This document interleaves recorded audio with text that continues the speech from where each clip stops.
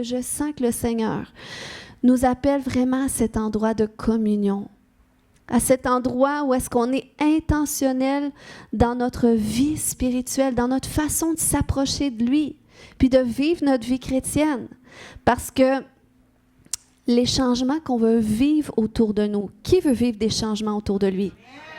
Il y en a que, tu vois, c'était vraiment décidé. Amen, Dieu voit votre foi, puis votre attente. Mais les changements que Dieu va faire autour de nous, ça va être le fruit des changements qu'il va faire aussi à l'intérieur de nous. Il veut toujours commencer de l'intérieur jusqu'à l'extérieur. Des fois, il commence à l'extérieur pour nous attirer à lui, pour dire « Hey, je suis là ». Mais il ne fera jamais plus à l'extérieur qu'il a fait à l'intérieur. Parce que la vie abondante que Jésus est venu acquérir pour nous, ce n'est pas une vie où est-ce qu'on est débordant dans les richesses puis qu'on profite de la vie avec tout le matériel qu'on veut se payer. Non, la vie abondante, c'est intérieur. C'est la plénitude de Dieu en toi. La plénitude de la vie, c'est la joie, la justice, la paix et la joie par le Saint-Esprit. C'est ça la vie abondante. Puis quand tu as la paix, quand tu as la joie, quand Dieu te justifie au milieu de tes circonstances, bien, c'est là que tu es heureux. Hein? Tu vois Dieu à l'œuvre. Donc, quand je parle de l'autel ce matin, dis avec moi « autel ». Si tu vois ton voisin dormir, cogne-le, dis « autel ». Donc, quand je parle de l'autel, je fais référence au lieu de rencontre entre Dieu et l'homme qui était marqué par une offrande ou un sacrifice autrefois. Donc, comme je disais, c'est un principe qui a été observé dans la Bible à partir de l'Apocalypse. Ce matin, on va voir 3 intentions de Dieu derrière l'autel en instaurant ce principe-là.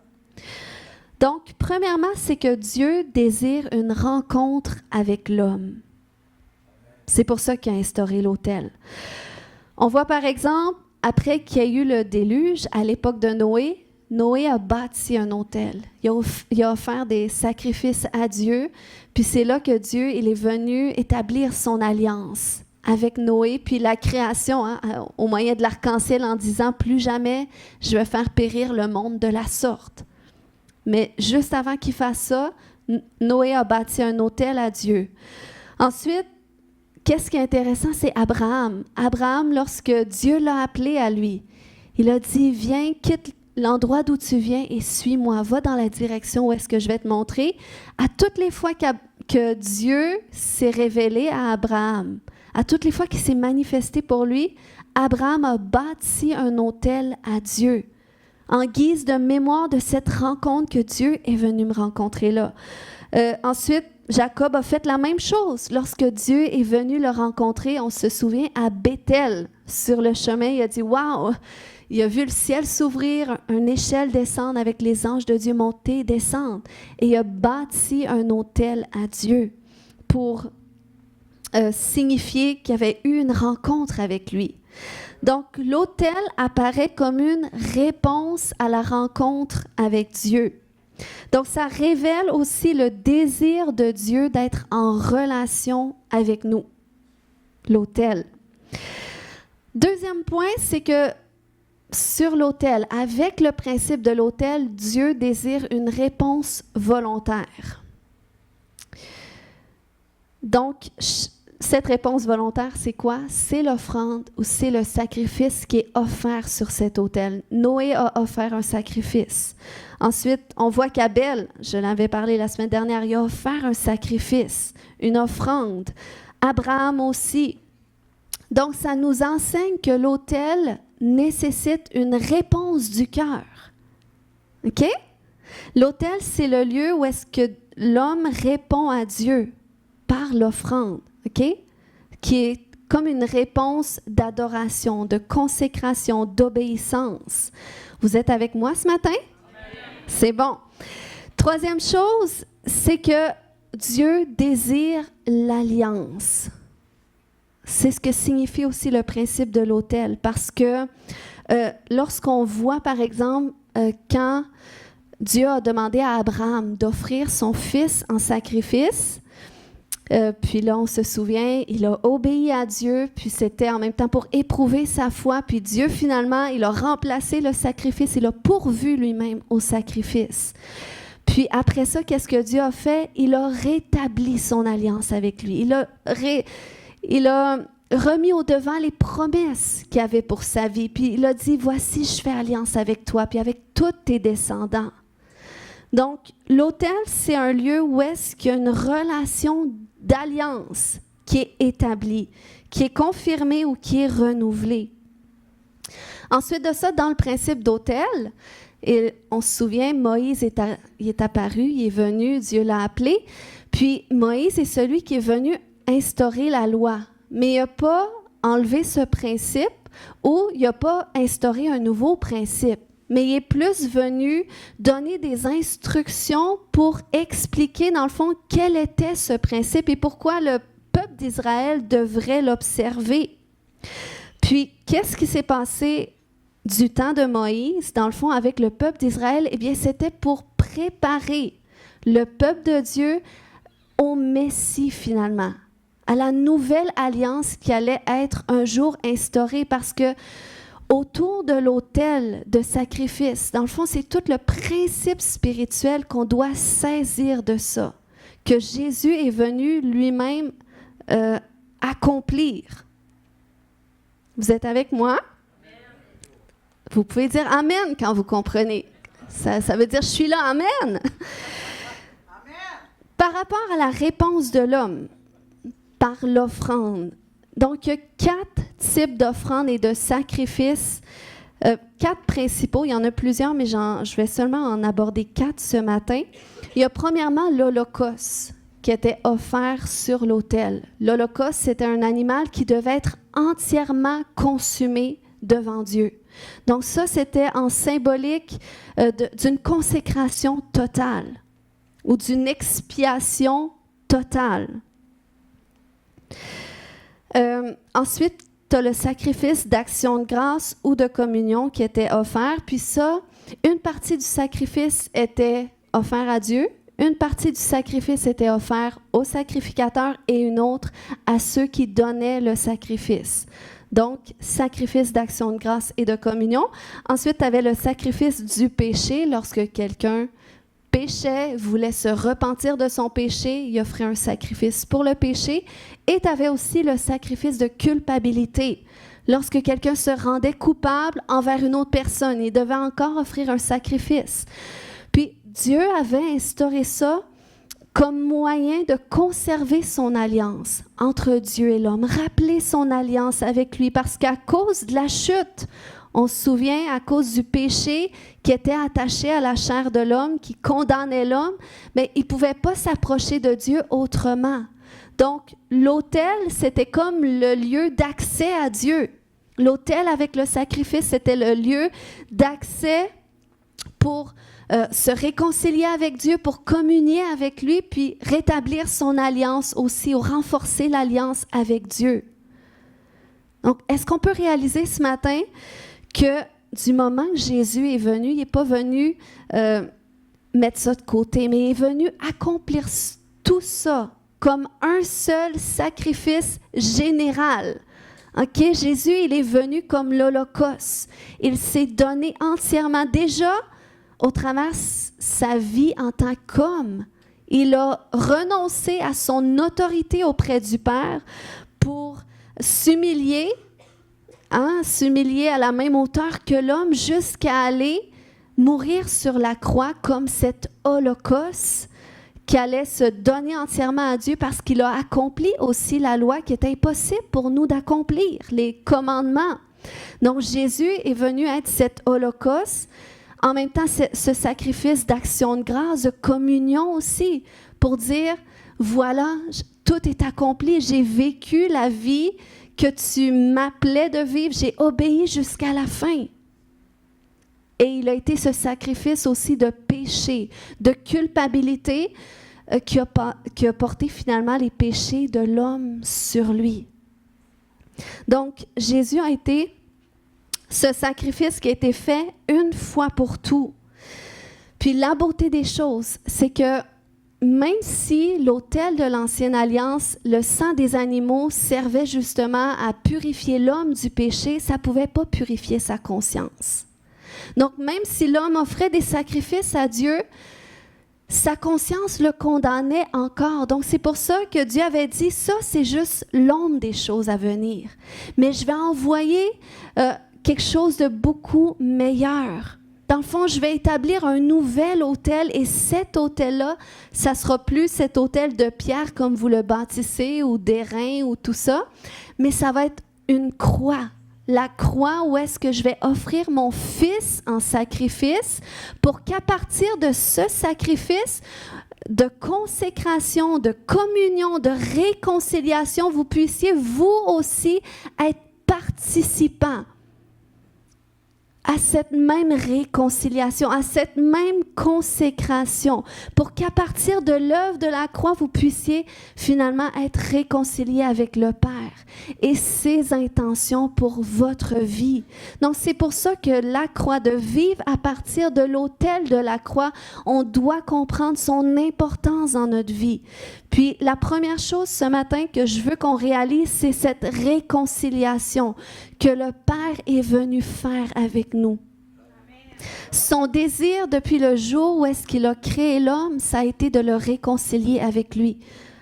Bon, après qu'il ait péché, évidemment, parce que sinon, avant ça, il était dans une parfaite communion avec lui. Mais du moment que le péché est rentré dans l'homme, son désir demeurait d'être en communion avec lui. Amen. Donc, cette communion, dans le fond, c'est l'œuvre de la croix qui vient rétablir la possibilité. Je dis la possibilité ce matin parce que ce n'est pas automatique. Parce que, comme je disais, l'autel de la croix, elle est là. Jésus s'est offert pour nous en sacrifice. Il n'y a plus rien à rajouter. Il a tout accompli pour nous. Mais pour qu'on puisse avoir accès à la communion avec le Père, ça prend une réponse volontaire de notre part. Tout à l'heure, je parlais des sacrifices. On sait que Jésus s'est offert comme le sacrifice parfait. Mais ça prend toutefois une réponse volontaire à s'offrir nous aussi à Dieu pour être participants. Parce que finalement, Jésus a accompli ce qui était impossible à l'homme d'accomplir. Si Jésus n'était pas venu jusqu'à aujourd'hui, on serait encore en train d'offrir des sacrifices. Donc, on serait encore attaché au péché. Mais parce que Jésus est venu, on peut être réconcilié avec le Père. Puis en plus d'avoir accès à cette réconciliation, c'est que notre conscience peut être purifiée de nos péchés, de nos œuvres mortes, de notre vie passée. Et ça, c'est la bonne nouvelle. Puis c'est pour ça qu'on a besoin d'apprendre à vivre à partir de là. Parce que si on marche dans cette réconciliation avec Dieu, on va être capable de s'approcher de lui avec assurance. Parce que combien parfois notre conscience nous condamne. Tu n'as pas assez prié. Ah, tu vois, tu n'as pas été correct cette semaine, tu n'es pas digne de t'approcher de moi. Ça, ce n'est pas Dieu qui dit ça. Mais ça, c'est l'accusateur qui essaye de soulever toutes nos fautes. Mais si on apprend à venir à Dieu au travers l'autel de la croix, où est-ce que Jésus s'est offert comme sacrifice ultime et où est-ce qu'on, au moyen de notre repentance, cette fois on n'a pas besoin de verser notre sang, on n'a pas besoin d'offrir un animal, mais au moyen de notre repentance qui est dans le fond l'acte volontaire pour dire, Seigneur, je veux rétablir ma communion avec toi, ou je veux, Seigneur, vivre une communion plus profonde avec toi. Eh bien, il faut que tu apprennes à venir à cette croix pour t'humilier, pour dire à Dieu, Seigneur, sans toi, j'y arrive pas. C'est toi, mon Dieu. C'est toi, mon berger. C'est toi qui conduis ma vie. J'ai besoin de toi à chaque jour. C'est ta grâce qui m'aide à tenir debout. Et Dieu, c'est comme ça qu'il désire qu'on vive notre vie. Parce que c'est ça, la communion, c'est de vivre comme un. Et c'est la première chose qu'il est venu rétablir par l'œuvre de la croix. cette communion avec lui. Et si ce matin, tu peux seulement réaliser ça, que Dieu a tout payé pour que tu puisses marcher en communion avec lui. Puis là, peut-être tu dis, oui, mais OK, en communion, mais ça règle pas mes dettes, ça fait pas que ça va mal à mon travail, ça fait pas que, bon, oui, mais c'est la première chose que tu as besoin. C'est ta communion avec lui, à l'autel de la croix. Puis après ça, à partir de cette réconciliation avec Dieu, la bonne nouvelle, c'est qu'il t'apprend comment vivre la réconciliation avec toi-même. Vivre la réconciliation avec les autres, parce que c'est sa prière aussi. Jésus a prié, je prie qu'ils soient un comme nous sommes un. Toi en moi, Père, moi en toi. Que eux soient un en nous. Mais c'est impossible d'être un en nous si on n'est pas un avec le Père. Parce qu'on ne vit pas pleinement cette réconciliation et elle n'est pas automatique non plus, la réconciliation. Pourquoi? Parce que la réponse volontaire que Dieu attend de notre part se trouve dans une partie du commandement le plus important. Qui se souvient, c'est quel est ce commandement? Tu aimeras le Seigneur ton Dieu de tout ton cœur, de toute ton âme, de toute ta pensée. Imagine un instant, là. Tout ton cœur, ça veut dire tous tes désirs, toutes tes intentions, tous tes objectifs, du plus profond de ton être, toute ta pensée, toute ta compréhension. Est-ce que quelqu'un peut dire ce matin, ben moi, je suis vraiment rendu là. Tout mon cœur, toute mon âme, toute ma pensée, je crois que je le vis. Je pense qu'on va le vivre pleinement de l'autre côté. Je pense qu'on a cette vie ici-bas pour apprendre à ce que notre cœur, notre âme, notre pensée fasse l'expérience de Dieu. Parce qu'on ne peut pas aimer ce qu'on ne connaît pas. Puis la Bible, elle est claire, qu'on connaît seulement en partie. Donc, vous voyez, ça, c'est la beauté des choses, de dire, ah ben, dans le fond, qu'est-ce que moi, je vous enseigne? C'est la partie que je connais, puis j'aspire à découvrir plus, parce que je ne connais pas entièrement, parce que même moi, ça m'enseigne, moi. Mais on peut dire, par exemple, que mon cœur est engagé dans qu'est-ce que je connais de Dieu. J'aime Dieu de la façon que je le connais jusqu'à aujourd'hui, de la façon que je l'ai expérimenté jusqu'à aujourd'hui. Mais c'est à nous d'aspirer à plus, à dire, ben Seigneur, ce que tu désires, la réponse volontaire de ma vie, c'est que, dans le fond, tout ce que je suis te soit dédié, que je t'aime avec tout ce que je suis.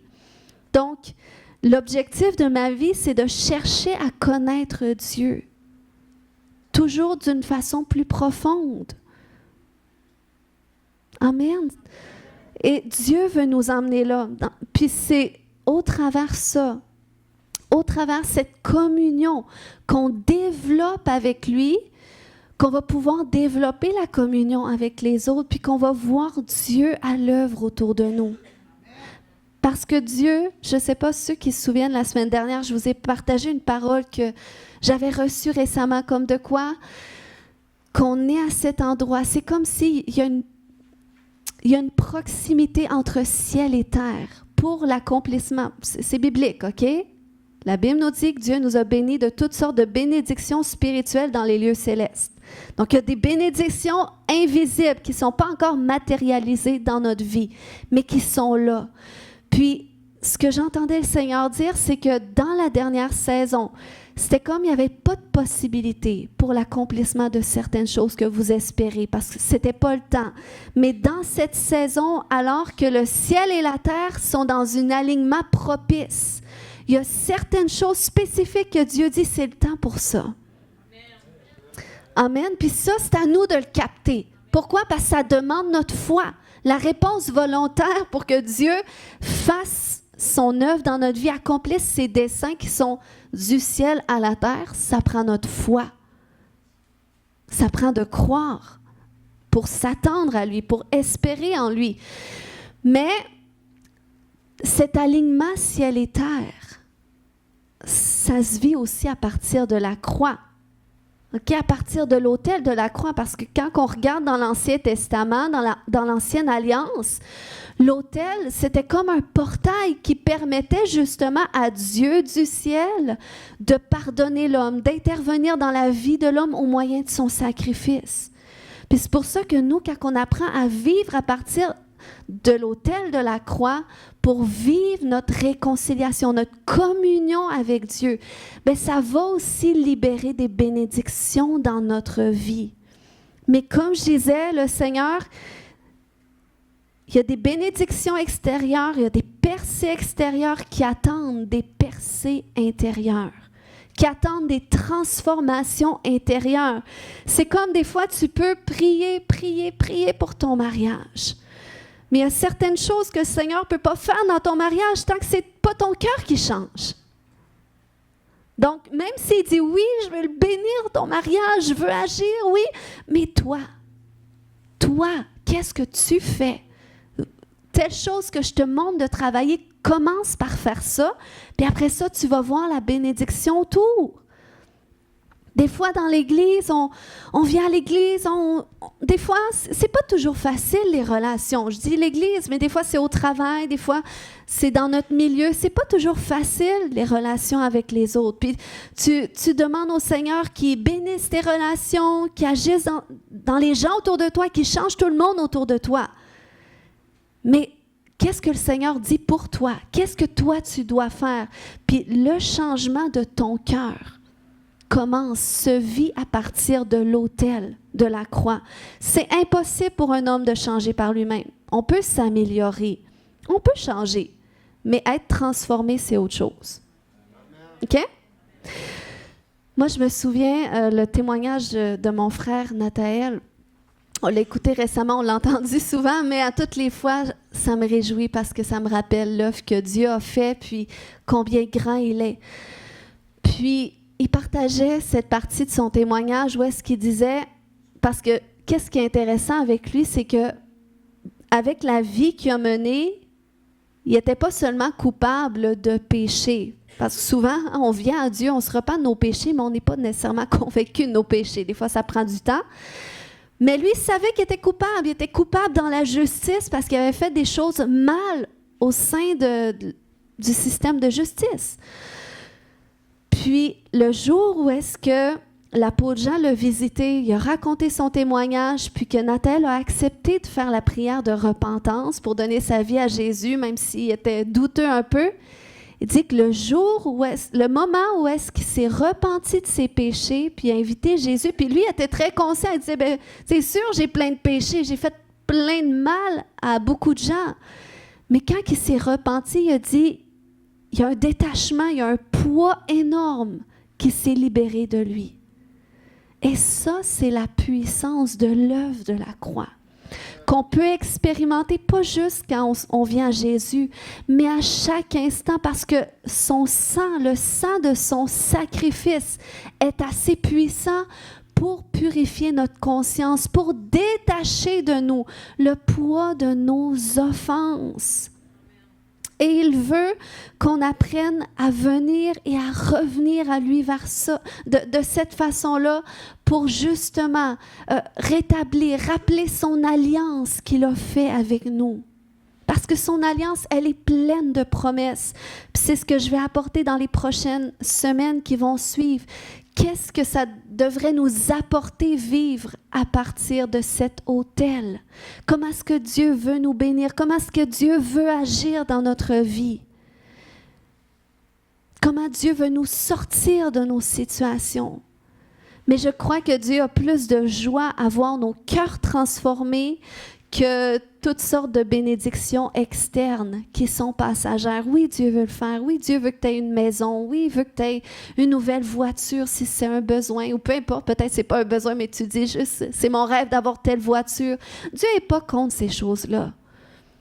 Mais à l'intérieur de toi, ton cœur, c'est ce qu'il veut le plus. C'est ce qui va te garder à la fin, l'état de ton cœur. Donc, ce matin, j'inviterai Samuel à venir, puis ce matin, on va prendre la communion. Est-ce qu'on peut se lever, tout le monde ensemble? Puis, je trouve que c'était une belle façon de prendre la communion ensemble pour se rappeler ce sacrifice que Jésus a été et est. Alléluia.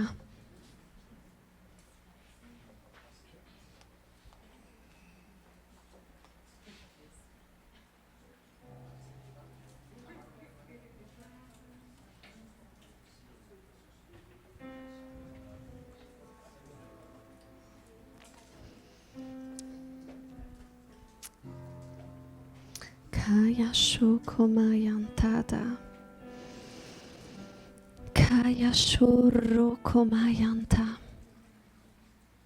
Alléluia.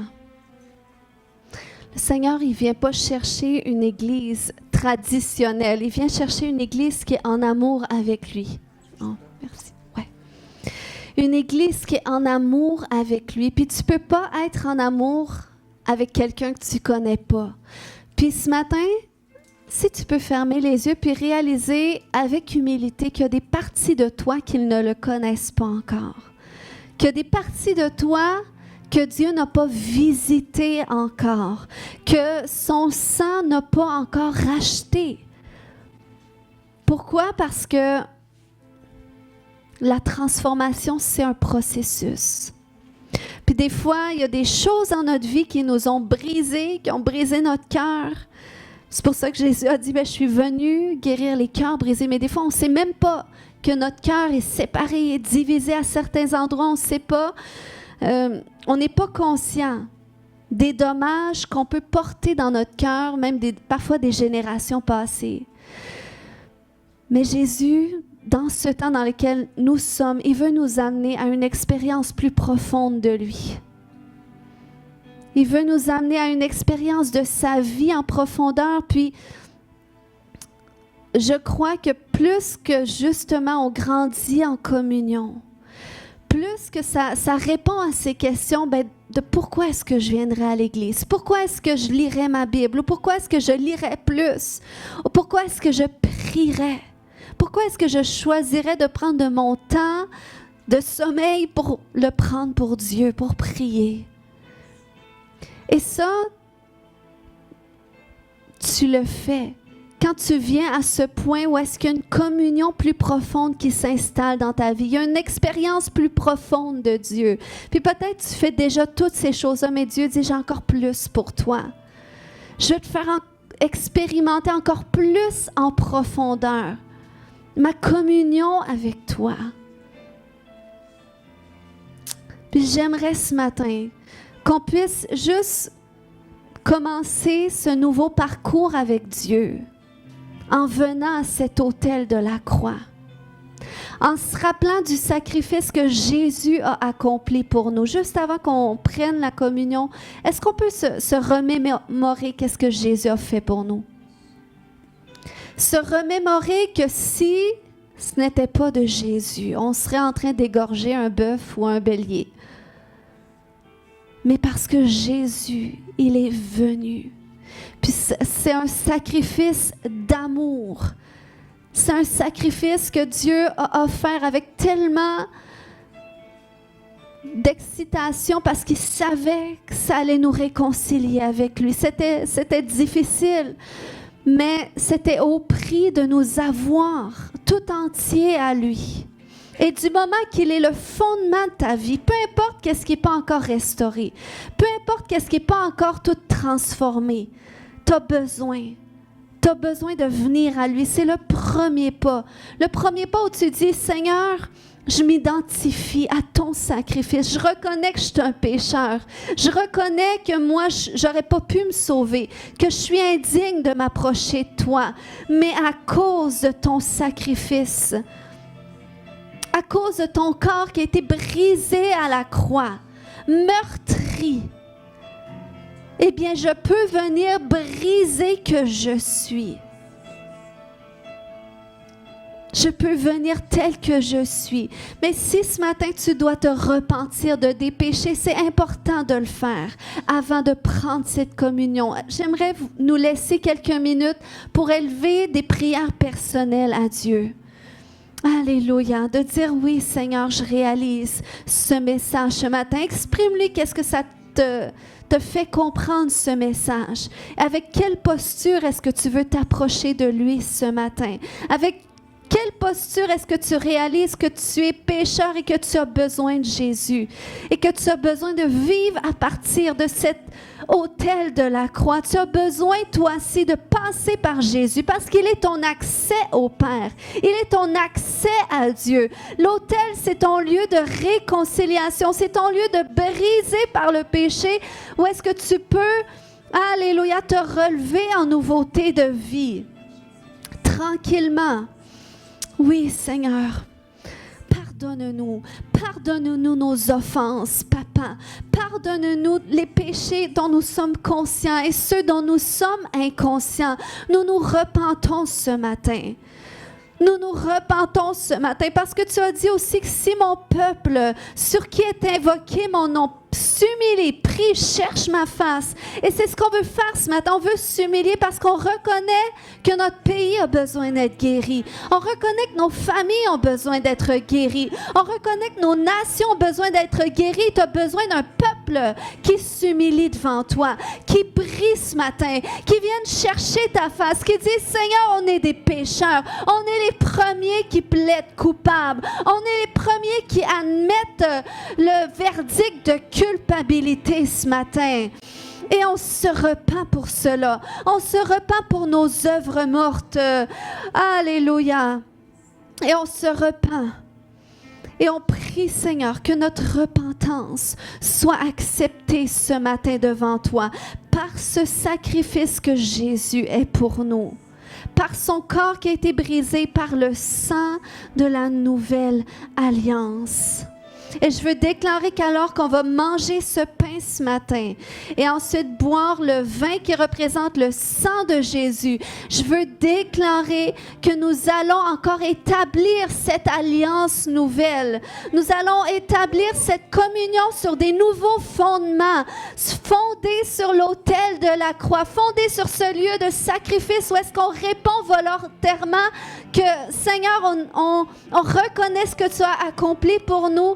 Et Seigneur, nous aussi, on se donne en retour pour toi. On donne notre vie en retour pour toi. Alléluia. Mangeons ensemble.